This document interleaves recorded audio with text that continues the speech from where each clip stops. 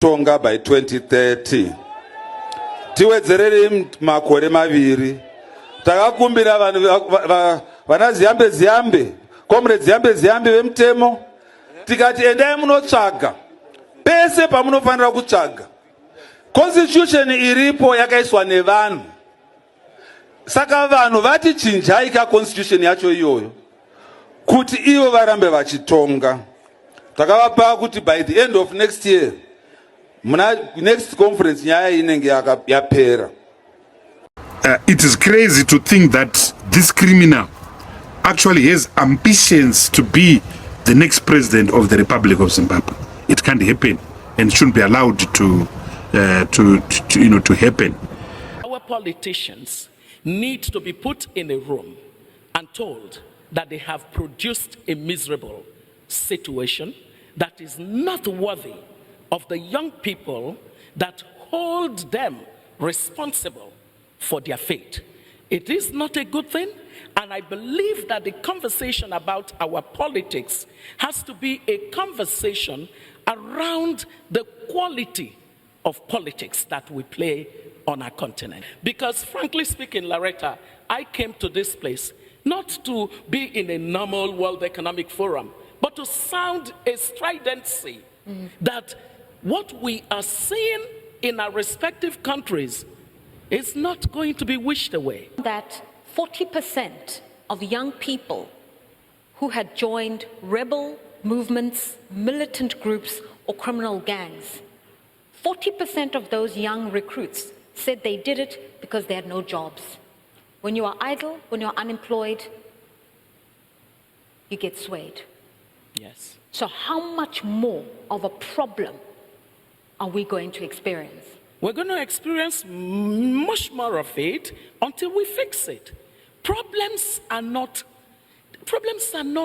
what do you call it? They're not rocket science. The good thing for Africa is that we actually find examples of countries and continents that have been down our path. But what did it take to solve it? We now understand some critical factors that go together to create growth. In all our conversation, I want us to take one thing away. We're not going to find band-aids as solutions because they don't last. We need real structural change. Structural change of our economy, structural change of our political landscape. And so what it means is we have to be more deliberate and intentional about what we're seeing on our streets. And we're not being that. You know what we're being? We're having good, normal situation conversations. Yeah. And that's very unhealthy because that's like playing the ostrich. Yeah. The young people that are out there are very angry, extremely angry. Bad politics. Right. Our politicians live for themselves. Let's call a spade, not an agricultural implement.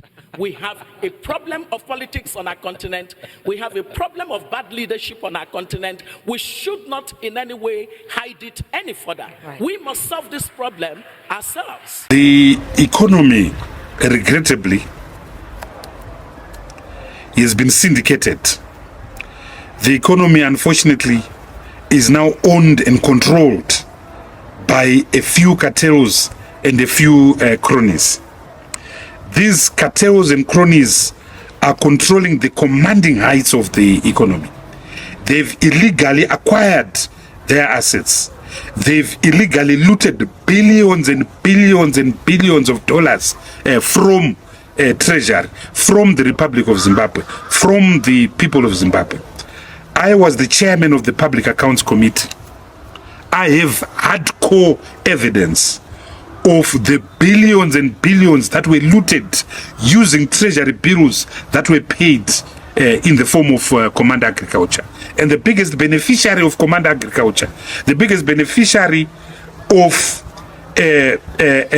monies under the presidential scheme was Secunda Holdings, which received hundreds, literally, of treasury bills in the form of Command Agriculture. The Public Accounts Committee produced a report after Secunda had me fired from Parliament which showed the huge amounts of money that runs into billions that went into Command Agriculture and that went to Secunda. Part of that report shows huge amounts of money that were not explained, huge amounts of TBs that were not matched by any expenditure. So Command Agriculture is a crime scene. Command Agriculture is a docket on its own, and the first accused person would have to be Secunda. But it's not just Command Agriculture. It's not just the presidential scheme. Millions of dollars were looted through Zupco. Buses were imported. Zupco was loaded. The same characters were involved. The same characters looted. The same character sponsored a law that said, in the name of COVID, commuter omnibuses were no longer allowed, and Zupco was given the monopoly.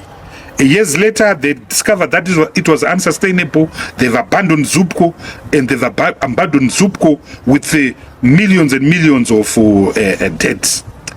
Assets in the mining sector have been acquired through companies associated with the same characters. There's a company called Landela Mining. There's a company called Sotic. These two companies have been used to make illegal acquisitions of important mining assets in Zimbabwe, including Bindura nickel mine, including Zim alloys, including Great Dyke and the platinum mine, Great Dyke GDI investments, including mines that were acquired from the Zimbabwe, from ZMDC, mines which were later suddenly channeled and funneled to Kuvimba mine, mines which were suddenly sold back to the government. The $1.9 billion that Mutapa Fund is paying to Kuvimba needs to be investigated. It is paying for what? For what asset, acquired when, by who, and for what consideration. Then you've got these huge contracts, road traffic contracts.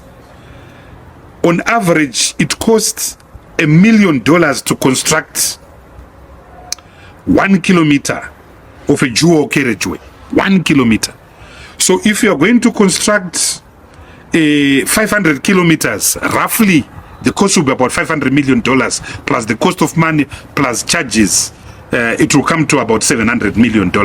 And I'm talking here for, let's say, Harare to Beitbridge, 500 kilometers of road.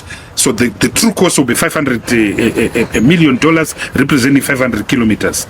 In Zimbabwe, there are companies that are charging $3 million where it is supposed to cost $1 million. It is the same companies, the same cronies, the same tsotsis, the same Ziganandas. Trababala's interchange is a byproduct of this looting, of this massive extraction from the government of Zimbabwe.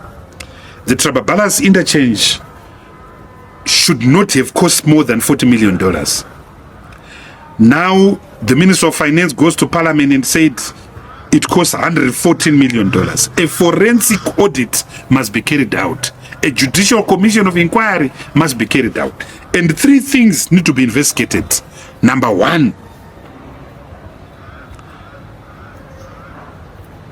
where are the bills of quantities that will reflect the true cost of construction? So the true cost of construction need to be verified and established by an independent process that will produce separate and independent bills of quantities. Number 2, was the Public Procurement Act complied with? In other words, on what basis was the contract given to Fossil and the Tagwirei consortium that was responsible for the construction? Number 3, what was the true expenditure that was actually incurred? What was the true expenditure that was actually incurred? So a forensic audit must look at the certificates of payment and see whether they match with the work done. Number 4, and most critically, what were the sources of funding? There is evidence, because we saw a government gazette that establishes that there was a loan provided by the contractor of around $80 million. But there's also an evidence that SDRs, special drawing rights, were also used by the government. There's also evidence that treasury resources and treasury TBs were also used to pay this. So there's a clear prima facie case of double or treble financing of the Trababalas interchange. So in order to put the issue to rest, there must be a forensic examination of these 4 issues that I've raised. The bills of quantities, what was the true cost? The tendering process, was the law complied with? The actual cost, what was the actual cost? You measure the work and the certificates paid.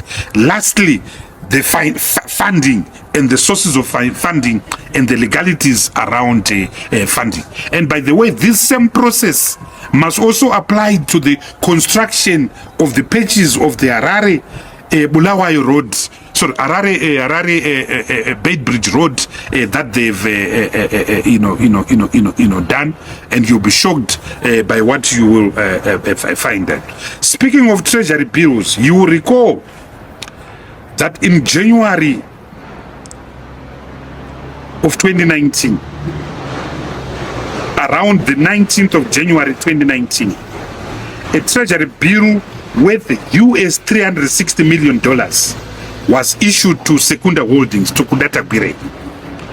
Up to now, no one knows why that treasury bill was given. That treasury bill should have been affected by SI 33 of 2019. A month later, on the 20th of February 2020, the government of Zimbabwe passed SI 33 of 2019 that said all forms of indebtedness, previous indebtedness, had now been converted to the local currency known as the RTGS dollars on a 1:1 basis. At that time, the government of Zimbabwe owed treasury bills that were worth 12 billion US dollars. So creditors and banks had their hair cut. You were the holder of 12 billion US dollars. Suddenly you were owing nothing. You were owed nothing because the money had been unconstitutionally appropriated into RTGS dollar. But because Secunda is Secunda, Tagwirei is Tagwirei, his US 360 million treasury bill was not converted to US dollars in February of 2019. He then injected